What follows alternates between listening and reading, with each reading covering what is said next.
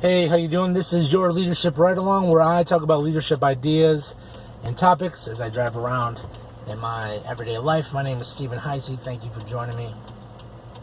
One of the things that's been on my mind a lot lately are pastors who are struggling, and they're struggling a lot because they're not developing their own personal faith.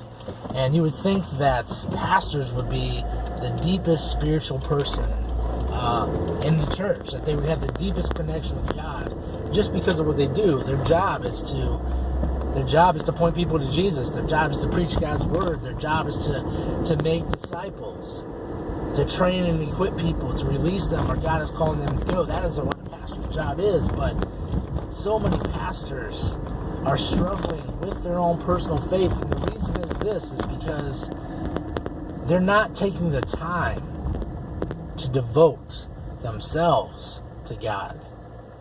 And what I mean by that is they're not intentionally pursuing their own faith. So many pastors I've been talking to lately, the only time that they read the Bible is if they're studying for their sermon, or if they're studying for a Bible study or something like that. That's the only time. And here's the thing about that. It's like 75% of the pastors I talk to, that's how they connect with God's word. And so what I want to challenge you with is the most important thing for you to do as a pastor is not to preach awesome messages. It's not to point people to Jesus. The most important thing that you can do is to develop your own personal faith. Because if you are not going to do it, then who is? If you're not going to develop your own personal faith, who is going to do it? And then how in the world can you lead other people to Jesus if you're not developing your own? I know at times it seems so daunting. At times it seems like you just don't have enough space or time to do all of that. But you've got to be able to do it.